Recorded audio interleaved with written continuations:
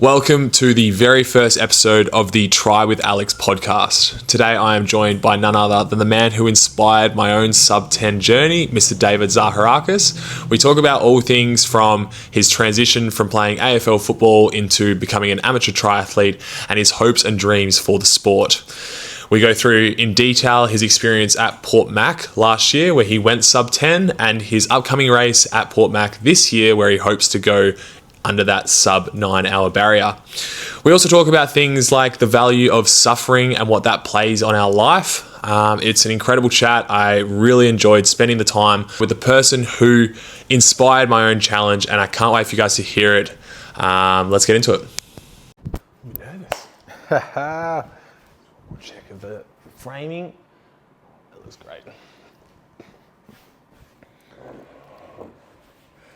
Oh.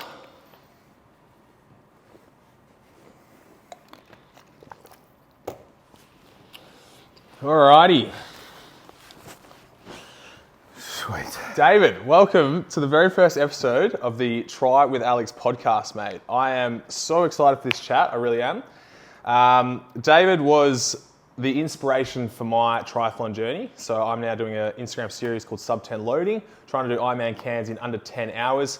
And I'm really excited for this chat. So David, welcome, mate. I want to talk to you first. I want to understand, I want you to paint me a bit of a picture about Port Mac, because that's what inspired my journey, is the photos that you showed me, that were up on your Instagram of you doing Port Mac. I think it was like 9:47 you got. Yep. Take me back to that moment. When you crossed the finish line, what was it feeling like? Well, first of all, thanks for having me.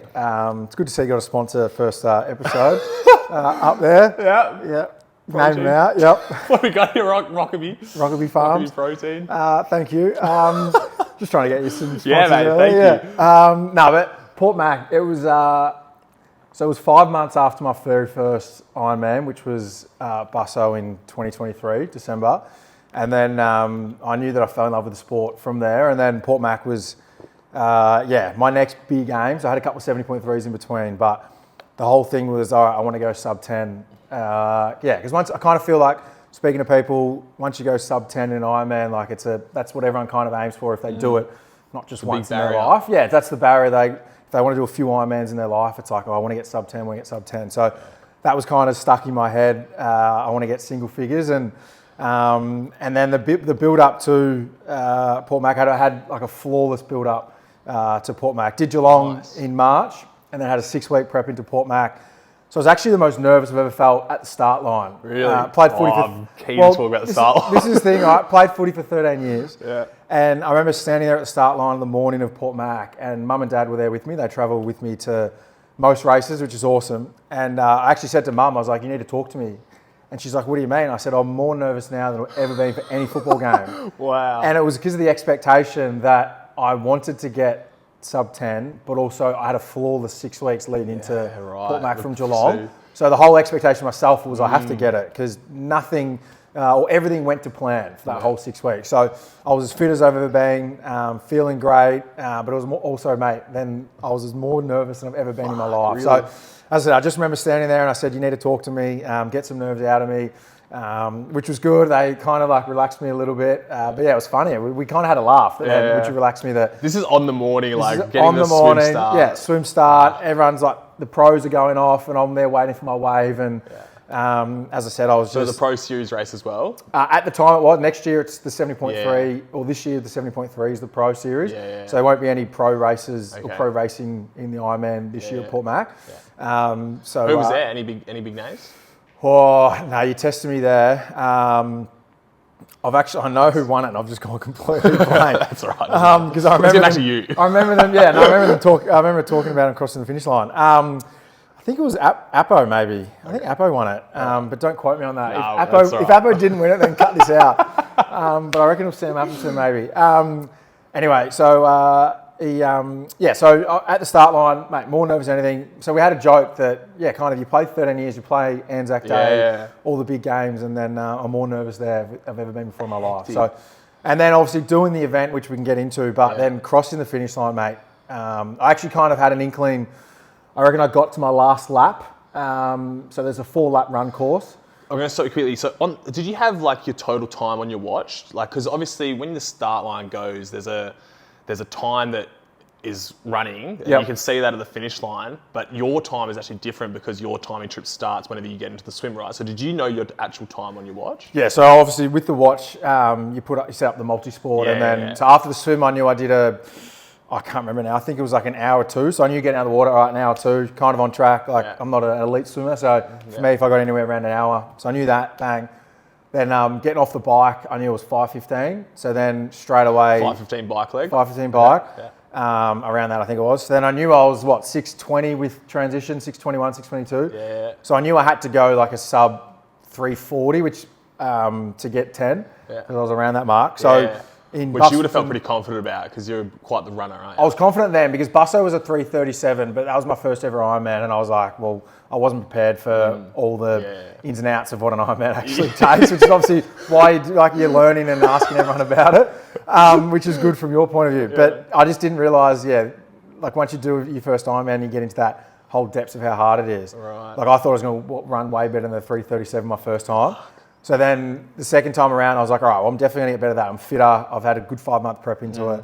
So then I was like, okay, just get sub 3:40 and you got a 10. Yeah. Anyway, I ended up, so I knew at that moment for the start of my run leg what I needed to probably do. Yeah. And then as I was running, your watch switches over and it goes to, my screen goes to just your marathon lap, so 42 Ks. Yeah, and you can't click down through that to see the total time of the... You can click down. So it flicked onto a running leg, you can flick down to total time. Yeah, okay. But I like to keep it on my running leg because of course. Judging off all your data for your run. Yeah, every K lap pace or per kilometre pace. Oh, so then, I'm going to be so tempted to just get it back to the total time. Just come on. Well, yeah. So I knew per kilometre pace roughly what I needed to run. And then I started to die a little bit. But as I got to the 30K mark, I think it was, so it was a 4-lap, 10.5K course. And as I got to the end of that, the third lap, I can't remember exactly what it was, but I remember I was 9 hours, I think it was. I was 9, at the end of that first 10. With 10K to go. So with 10K to go, and I said, I think in my head, that's right, I was. So I was at 6-minute Ks. I was like 6-minute Ks. I was like, I'll breeze through to get there. But then obviously I wanted to get as far under 10 as possible. So then I just started absolutely humming it. Yeah. I remember even some people were still, obviously at the back end of the course, Port Mac, if anyone's done it, right out the back where the houses are and you do the loop turn, where there's like absolutely no one around. I was like humming it, absolutely humming it. Everyone's like kind of looking around going like, I thought all the quick guys are finished. Like everyone's like, who's running like 4-minute 15 pace at that kind of, for the last like 5, 6, 7K. I was just humming it, wanting to get home as quick as I can. Right. And everyone's like, how are you feeling though? So that moment, because I was almost, I was thinking I was going to get sub 10, like the endorphins went through the roof. I was like on cloud 9 and I was like just absolutely humming. I found like a third wind, I reckon.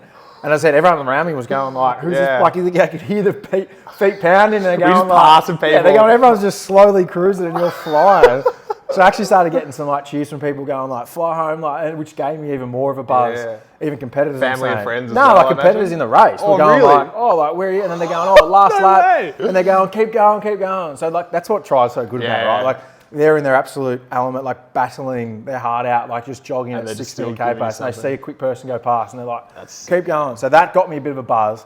And then I reckon I got to maybe 2K left and I knew I was in time, but then I hit a wall. I was like, really? Yeah, because I went real hard. 2K to go? Well, because I went real hard for that first, for that first part of that last lap to hum at home just to get as much as I could. And then, that last bit. But then I enjoyed that last 2K though, knowing I was going to get it. Yeah. And also too, which I forgot to mention, when you pass the lap each time, you pass the finish line. Yeah. So I knew at 10K to go, I looked up and it had 9 hours or whatever on the clock. So I knew then that I was as well. So you got your watch, but also you got the time on the Ironman finish line. Yeah. And then crossing that finish line or running up the chute. Yeah. For anyone who's done an Ironman, running up the chute's an amazing feeling. But to get or to achieve your goal that you wanted to get, which was sub 10, running that chute's unbelievable. Yeah. And the party atmosphere at Port Mac's ridiculous.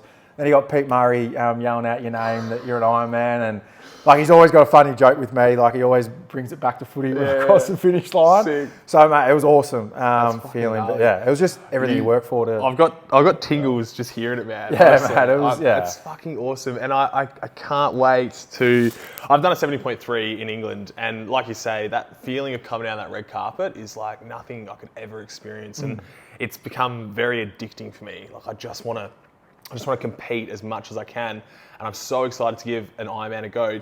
You did a 70.3 before your first Ironman, so tell me, how did you cope with this first? Was that your first ever try, 70.3? Yep, first ever one. First ever try was 70.3. Yep. And then how did you cope going from a 70.3 into Busso, which was your first full Ironman? Was there any like drastic, like obviously it was a massive step up, but was it a shock? Like did you get out of Busso and be like, holy fuck, that's ridiculously different? Or was it how you expected? Or Yes, the whole aim leading up to Melbourne 70.3 was my first, was we were training for Busso Busso full Ironman anyway. Yeah. So, so taking the timelines, November of 2023 was Melbourne, Busso was December.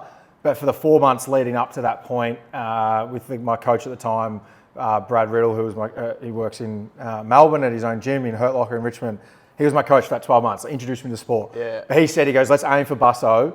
And then we won't do 70.3 loads lead into Melbourne. We're just going to train for Busso, and then we'll add Melbourne in as a warm-up race just to get the feel of an event. So we were going on long rides. Busso was the goal from the get-go. Yeah, so like we did a 200k ride in October, a couple weeks before Melbourne. How was that? The Around the Bay. Yeah, we did the Around the Bay, but it was good for me knowing that I could get to that 180 level. mark. Yeah, 180 mark, and then the 70.3 would feel obviously a lot less. So. Yeah. And also too, Melbourne's a great first event for anyone out there who lives in Melbourne to do an event. It's a flat course. It's really nice. If the bay's clean and flat, it's a good swim.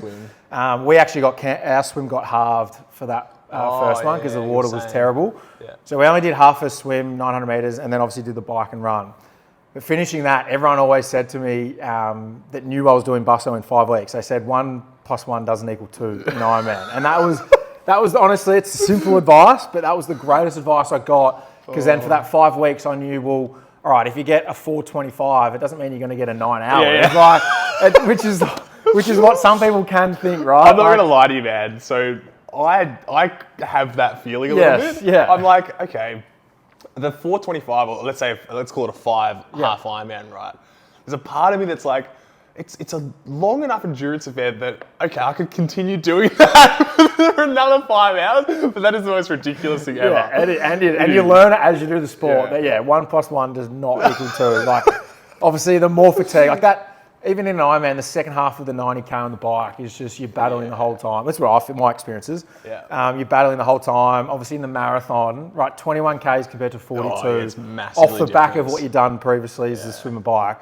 It's huge. Like which rattles me that you've got to 30k's in at Port Mac and you're flying home. Like, I would love to think that at Cairns I'm doing like a negative split and I'm feeling really good at 25k's in and I can bring it home strong. But there's a big part of me that's like, how the fuck am I going to do that? Yeah, and that's the whole thing. Like it just purely comes down to training. Like that's honestly what it does. If you have a great now 4 months leading into Cairns and you build resilience in the body, like you can push yourself to find like second, third wins. Yeah. But also too, like you might feel like you're running quick if you're actually not. That's the other thing. Like you're putting out more effort, but over time of running an Ironman, you're actually running slower. So it's like that's where it tricks you too. But no, like So my biggest piece of advice to anyone listening is if you do a 70.3 into an Ironman, like 1 + 1 does not equal 2. It's the physical nature that I felt between the differences. When you asked me how I felt after my first Ironman, I didn't realise how hard an Ironman would be, just the time. So 5 hours on the bike. I mean, if you're good enough to get in the 4 is great. Most people spend 5.5, 6, 7 hours on the bike. Yeah. Just that amount of time on a bike fatigues you mentally and physically. Yeah. And then you've got to start a marathon. Marathons are hard enough for people to complete in their life as a standalone, right? It is ridiculous. Yeah, and then you've got to do a marathon off the back of 7 hours, 8 hours of physical activity. Yeah. So just that area your mindset gets into, mate. It's So, first question. I've got a couple. There's so much I want to ask you. What was it that transitioned? So, how old were you when you finished footy? 32. I was 31 when I finished. Yeah, 31 when you finished footy. What was it that transitioned you into triathlon? Like, what inspired you to go that direction? Was there? Well, mate, it's something that we've got in common. Australian survivor. So I finished playing AFL end of 2021. Then 22, was a bit lost about what I want to do. Started playing local footy, didn't like it, didn't enjoy it. I knew footy wasn't not really... the same as 100,000 people. No, exactly. Training Tuesday, Thursday nights in the freezing cold. So I knew footy wasn't for me anymore. I lost the passion to play. Love it as a fan still, lost the passion to play. And then when I got the call up to go on Australian Survivor, I remember it was day one, the very first challenge, or the second challenge it was, the first immunity challenge. Sam and I, Sammy Webb and I were throwing axes at the targets, and we hit it and we won, right? So we were the first two people together to then win for our tribe immunity, right? And I remember that feeling of competitiveness and excitement when we won, when we finally hit the last target and we won. That like fire in the belly of competition, like it completely ignited again in me, which I didn't have the previous 8 months playing footy. So I knew that I needed something that was competitive, that was different to footy. So find something, right? So I do Survivor. Survivor wrecked me. I was like, just being out there for the month or whatever wrecked me. So for like 2 or 3 months post Survivor, I didn't want to do anything. But then it got to December of 2022 and I thought, I've got to do something. So then it was actually a couple of mates. Just one of my mates did a 2XU like fun sprint. Her name's Tash, and she just did one like a year or two before that. And I remember we sat around having dinner or lunch or whatever, and they said, "Oh, why don't we just all get in the pool together and start swimming?" So then January 1 comes around, and we went, "All right, let's just get in the pool together." So it was my ex at the time. My girlfriend at the time was my now ex, and then another couple, right? And all four of us got in the pool, started swimming. And I was the only one that lasted like 5 days. Like they all like quit after like 5 days. Like, you're like, now I'm a swimmer. Yeah, everyone stopped swimming. And then I remember I just put up on my Instagram. I actually don't know where the idea of the Ironman came. So we started swimming together. So I knew I'd started doing physical activity because I liked swimming when I played footy. And then I just randomly put on my Instagram, has anyone ever done an Ironman? I'm interested in doing one. And I don't know where that thought came to my head. I still don't know to this day. I can't remember what it was. Anyway, and then one of my really good mates, Abby Holmes, who again has done Survivor, like good connection. She reached out and said, "Oh, I've got the perfect guy for you who can coach you for the year," which ended up being Brad. So she said, "If you want to do one in your life, like he's one, so let's do it." So then I met him about a week later, and then he just wrote my program. Like I think we started off with just 3 swims, 3 bikes, 3 runs a week.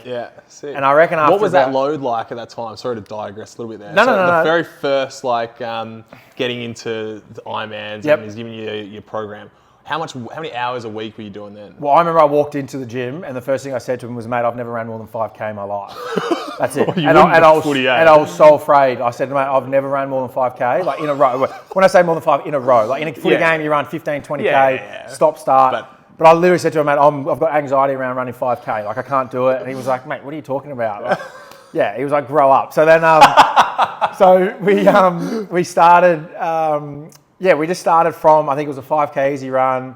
And then the swims were kind of like a 30-minute swim, maybe a 1,500 swim, and then another 30-minute swim for the week, right? A bike was maybe an hour bike, an hour and a half bike. Right, so very beginning. Yeah, very beginning stuff. Because he was like, "Oh, I want you to enjoy the sport first, see if you like it, and then we'll get into it later." Like, and we've got 12 months. What's the time frame? Okay, so 12 months. We had 12 months from January to Busso was December. And then... So dipping the toe to begin with, just to see. 100%, right? But then after the first 3 weeks, I did a calf. Oh, no. Right? Because again, I was trying to teach my body to go from a fast twitch fibre to a slow twitch fibre. I didn't have the right runners. I had runners that were way too tight for my feet, so my feet were in. So you learn all these mistakes as you go, right? So I didn't have the right runners. Started running, wasn't doing any strength work, leg strength work. So I did a calf, and then I was like, "Oh crap! Like, is this really for me?" Like, kind of stuff. Then I went away. I went to Mexico for a wedding, for Sam Webb's wedding. Oh, nice. So I went over there, and then so I was kind of like in and out of the sport for like the first 4 months. Came back. I bought new runners, but then I bought runners that were too big, so my feet were gripping on. Did another calf. So then I got to like July of that year of 2023. I'd done 2 calves at this stage. I was like, all right, something's got to change here. Like if I want to give this a crack in December and actually do it well, I've got to start doing like proper leg strength programs. Had you booked it, or were you still umming and ahhing? No, I already booked. Well, I don't remember the timeline of when I booked it, but it had already been like, I'm doing Busso. You decided. Okay, yeah. So I wanted to do that, but definitely wasn't going around it the right way in terms of I was just trying to run, not doing leg strength. My 2 calves all of a sudden. Never done a calf in my life. So I'm like, well, maybe my body's not built for endurance sport, but it was just I was just being an idiot. What was the doubt? Was there any doubts in your mind? Like, were you starting to think, oh, should I just go back and play footy or something? Not footy. It was just more like, I don't think Ironman's for me or triathlon's for me, right? And now look at you. Yeah, I know. Now look at me, yeah. So then what I did was I sat down with a physio who works at Hurt Locker. Her name's Anna.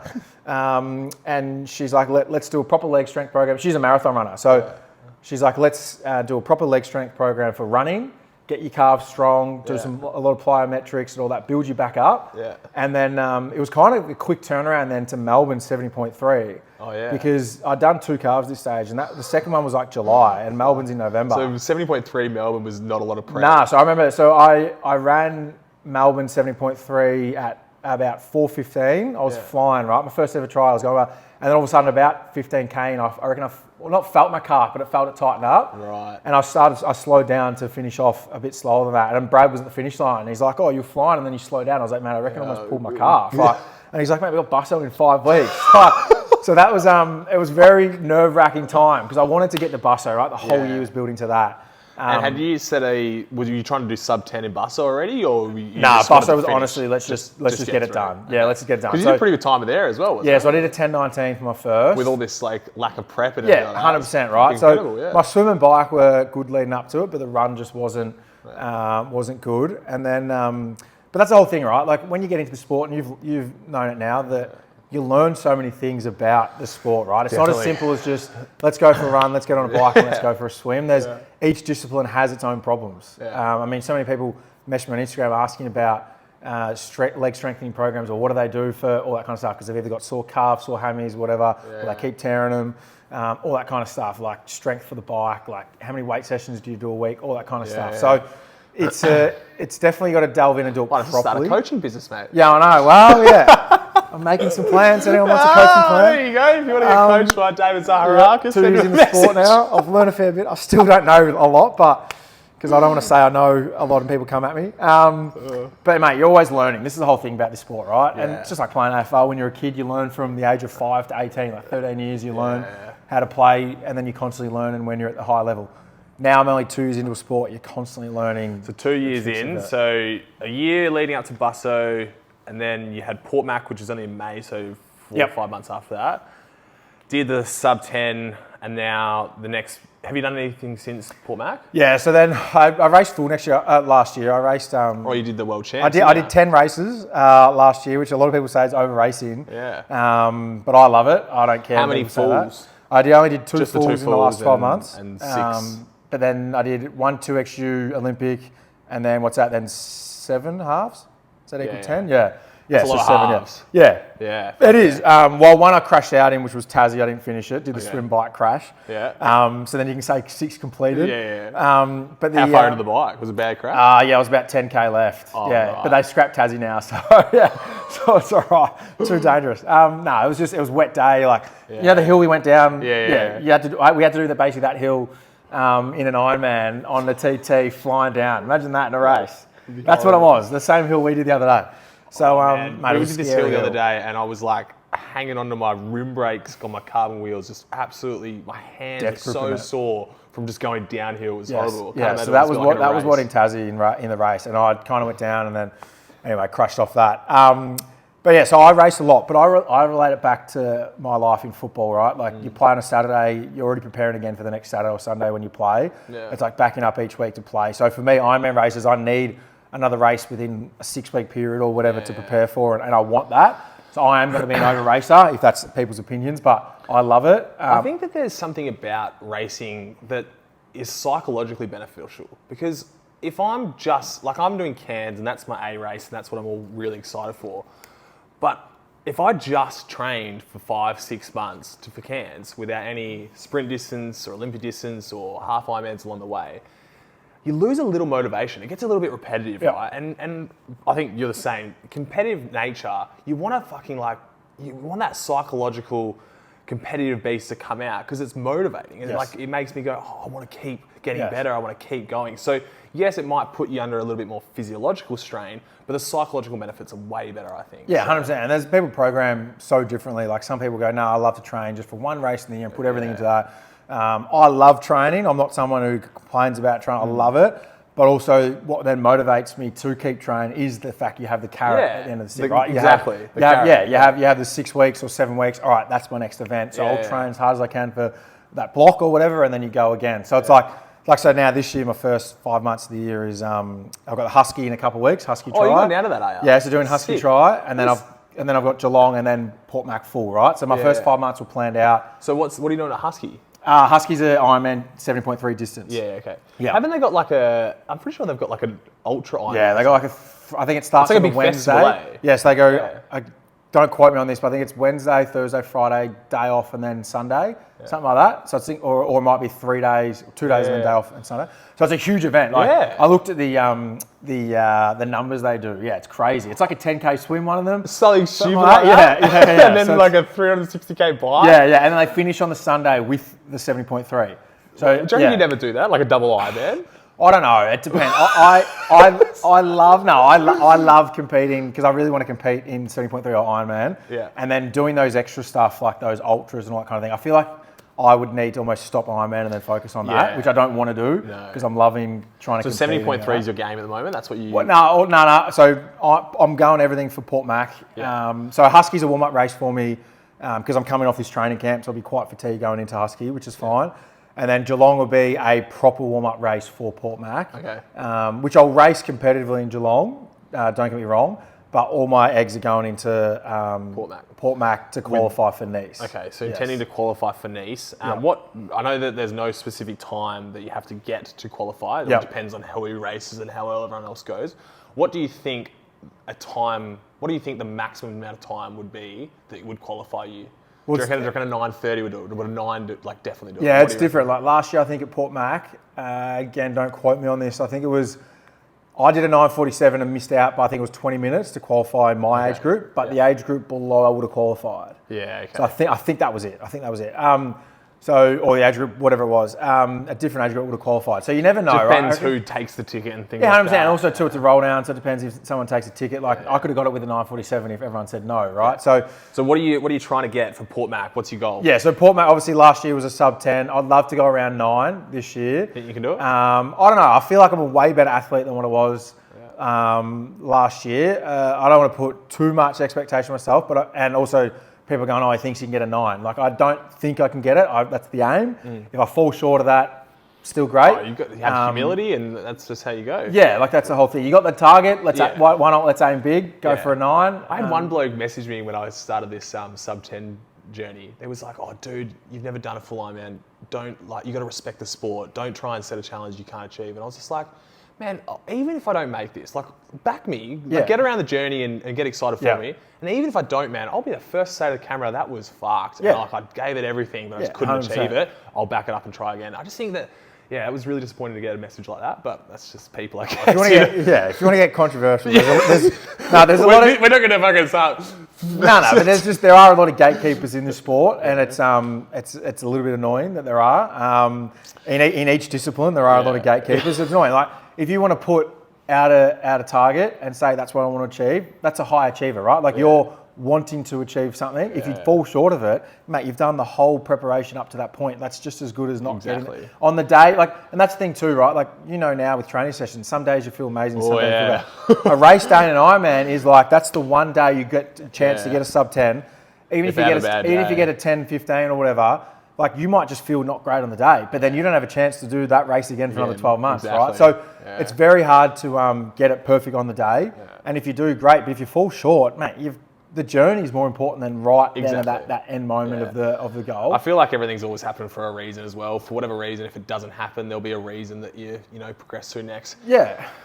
For the viewers, people that maybe are beginners in the triathlon space but are interested in it, a sub 9 Ironman that you're going to try and do Port Mac. I'm sure you've done some math and tried to figure out what sort of paces you're going to try and hit in each discipline.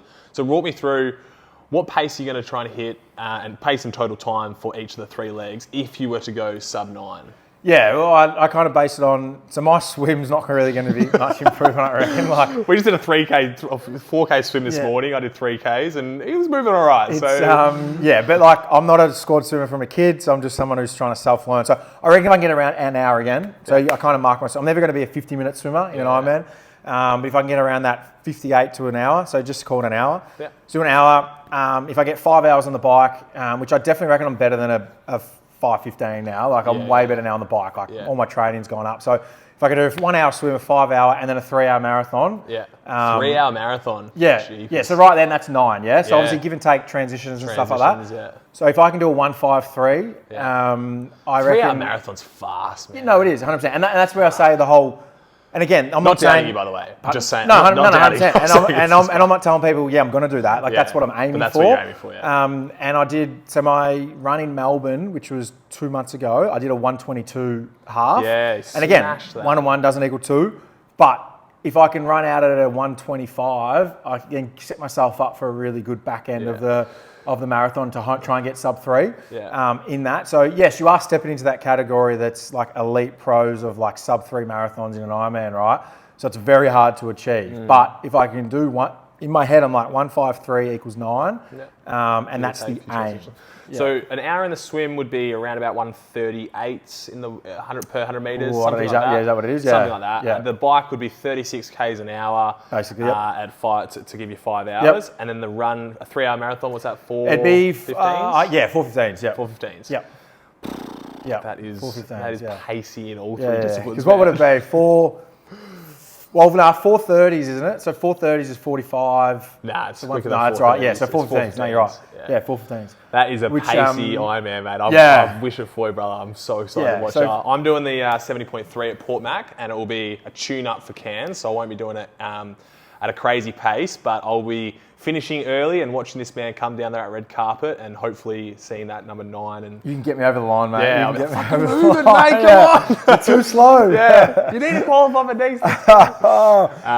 Sick, man. All right, so then you've got, you're trying to go sub 9 at Port Mac. So back to that. Yeah. So then, what qualifies you for niche? Who knows? It could be like it could be a 9, but then if you get some elite age groupers in that group who get like 8:20, like you might not get it. You never know, right? You still might miss out. So that's so frustrating, eh? It's I just want to know how to qualify.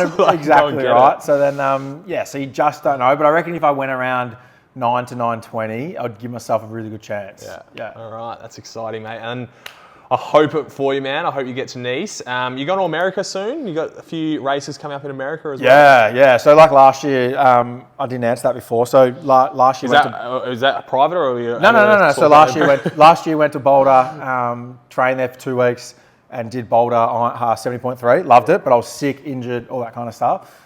So then this year I'm going, just like I'm coming here for a couple of weeks on the Goldie to train. I'm going to go to America and just do 3 months in Colorado.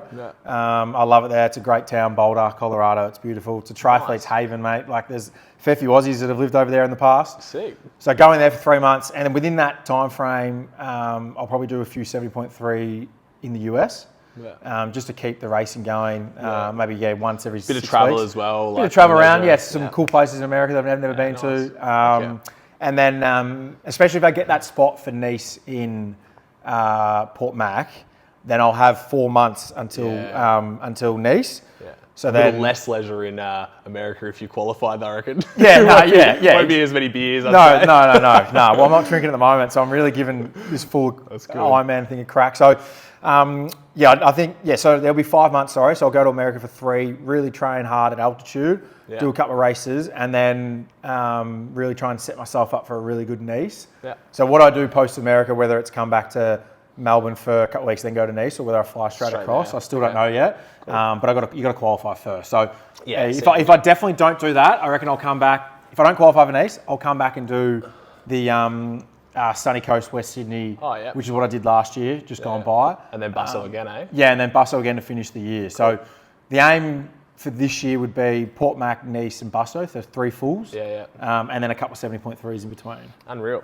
I asked you before if you'd ever do like the double Ironman, right? And I wanted to lead into something there about suffering. What is it that you think is so luring about these like really long distance events? Like for me, I grew up playing footy as well, loved it, loved the competitive nature of it all. And then I did my 70.3, booked the full Ironman, and it has just taken over my life, man. I fucking love it. I absolutely love training. I love the social side of it, but I also love the suffering. I love that I'm out there for 6, 7, 8 hours a week, a weekend, on the bike, doing a brick session run, hurting, and then just like getting to the end of that and that feeling that you get after it. So I guess what question am I trying to ask you here is like, what value do you see in suffering, because there's going to be a lot of people that are watching this that might look at what we do and be like, why the fuck would anyone ever want to do that, right? That's just pain, discomfort. But I like to believe that putting yourself in those difficult situations, those really tough situations where you suffer a lot, it actually makes my life easier. Every other part of my life seems to be a lot easier because I go through that. So, yeah, what value do you see on suffering? Like, what can you give me on that? It's it's a great question. Some people call us psychopaths. Yeah. That's what people do. People always ask me, why do you love an Ironman? Why don't you just do 70.3s? All that kind of stuff. I love, the way I answer it to them is, I love getting to the marathon part of an Ironman, and the demons you feel in your head and the suffering you feel, you find out who you are in that moment. Are you someone who is going to not give up and absolutely grit your teeth and push through? Doesn't matter what you're feeling in that moment, or are you someone that's just going to give up and walk away? And I find through training and building that up and suffering every day in training, you build so much resilience in who you are as a person. And to be able to then get over that challenge and over that hurdle and then continue on and finish it. I find that in everyday life, that transforms into everyday life of you. And I remember speaking to someone that said, if someone came to me looking for a job at my employment, at their workplace, they said, if I asked them if they'd done an Ironman in their life and they said yes, I would hire them straight away. And I said, what do you mean by that? And they said, well, because of the training and discipline and hard work it took to get to that point of completing an Ironman, that person has something that other people wouldn't, right? They have hard work, they have consistency, they have resilience, they have dedication. So to do something like that in your life means that you are a type of person that they would want to hire. There's only so much talent that can get you through an Ironman, 100%. You could be a good cyclist, you could be a good runner, but you need that discipline. You need the grit. You need resilience. You need to be able to fight through demons in your head, right? And that's you what I love. You spoke about the demons, man. I had that for a good 15, 20 minutes in my 70.3 where I just biked too hard. And then I started the run. I was really excited to run. And then I just got to this point where I was just like, holy fuck, man. Holy fuck. What am I don't think I can do this, I remember walking for a little bit. There was a big hill in the one that I did. And I just remember thinking, it's so hard to describe those demons that you speak of. But when you hit them, you know. And like you say, you find yourself in there, man. There's been a few moments in my life where I've met these demons. Survivor was one of them. There was a lot of times on Survivor where I was just like, holy fuck, man, this is excruciatingly difficult. I did a big mountain in Nepal, 7,000 meter mountain, where again, I got to a point where I was just like, this is fucked, man. This is absolutely fucked. And those moments, as hard as they are at the time, they shape you into who you are. And I really feel like I've become a better version of myself after going through those hard times. And I guess the name of this podcast is Try with Alex. I would encourage anyone that is sitting here listening to this to fucking get out there and try and just give something a go that's going to get you out of your comfort zone, because I think that it transitions your life and it gives you so much more positive emotions in the long run than the short-term pain and discomfort that you go through. And mate, it doesn't have to be you go out there and do a 9 or 10 hour Ironman. No, mate. It's relative. And I'll give these people credit. Mate, when I did Port Mac, I remember it vividly. I still remember the two people running past me. So finished Port Mac. Running past you at Port Mac? No. So the context of it. So finished my Ironman, had dinner and beers with mum and dad afterwards, and then went and picked up my bike and then started walking home. And my hotel was on the course. And this was at 11:30 at night, and people were still running. Going, And mate, I felt for them that was, and I'm getting chills even talking about this. Seeing those people grit it out for 15, 16 hours, and their sole vision is to finish an Ironman. And that might be once in their life. They might have a target of, they might be doing it for a charity, they might be doing it for a family member they lost, they might be doing a family member suffering from an illness or whatever, or they could be doing it for their own personal gain of finishing an Ironman, right? But them being out in the course for 15, 16 hours, man, is a lot harder than us doing it for 10 hours. Right? A lot harder. You're suffering for 16, 17 hours than someone who's suffering for 10, right? I agree. So, seeing them makes you then want to do it even more too. You get inspired by them. I remember I was walking my bike back and I just stopped and just looked at these people, and they might be running 10-minute Ks, but it doesn't, mate, it means fuck all. They're unbelievable humans that are just going, I'm finishing this Ironman no matter what it takes. And it's awesome, mate. It's awesome. It's fucking incredible. And my girlfriend, she's getting into running and she's actually doing a triathlon soon, which I'm really excited about. but there's a lot of times where she'll get scared, right? Yeah. She'll doubt herself and she might go, oh, God, I don't think I can do this. An Ironman is one of those things that I think actually most people could do, right? If you dedicate yourself a little bit, I reckon most people could get out of there. It might take you 15 hours. It might take you 16 hours.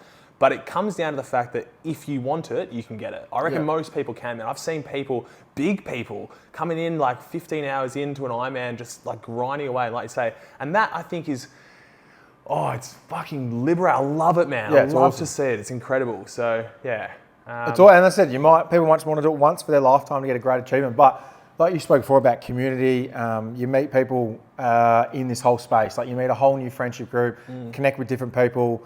Yes, it's an individual sport, but mate, you can do it and meet so many new people. Yeah. It's a beautiful in the sport. sport. Yeah, it's a beautiful sport, great community. And what I love too, right? People always ask me about compare AFL to Ironman and stuff. There we go. No, so the one thing I love about it is obviously when you play AFL, 700 AFL players play AFL, whatever it is, right?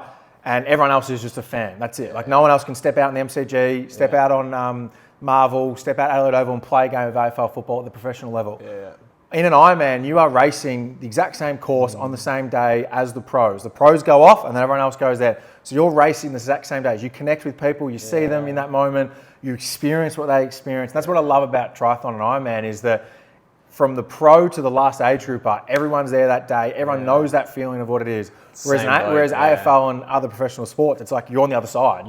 That's like there's a barrier between them, right? Like you're connecting with those people. It's almost like sport. you can link AFL and like Survivor in that sense. Like Survivor, you and I will know what Survivor's like, but everyone else that's a fan will never understand it, right? They'll never be able to comprehend it. But with Ironman, it's different. Like everyone can do Ironman. Everyone can do it, and you experience it. You know what it takes to get there, just to get to the start line. Then you know what it takes to actually finish one, and that's what I love about the sport. That, as I said, from the pros down, everyone's doing the same thing to get there in terms of the training, not the hours, but the training, and everyone's doing the same thing on the day to finish. Everyone's doing 3.8. Yeah, everyone's doing the exact same distances, right, to get there. So that's what I purely love about the sport. Sick, mate. I think that's it. I don't want to keep you for too much longer, but really appreciate your time, dude. I've absolutely loved this. I'm excited for this to be the first episode of the Try with Alex podcast, mate. Is there anything you'd like to plug? Is there anything? No, I plug it every day. I plug it every day on my Instagram, mate. Some would say I'm a walking billboard, so especially my tri-suit. So no. You can find us. You can find me on Sub10 Loading on Instagram. You can find him at Zaka10, I think it is. 11, sorry. Come on, mate. Bad, eh? Zaka11 on Instagram. Thanks for listening. Appreciate it, man. Thanks for having me. Good stuff. Thank you. You. Awesome. That was sick. That was good. How long? 40 minutes? That's all right.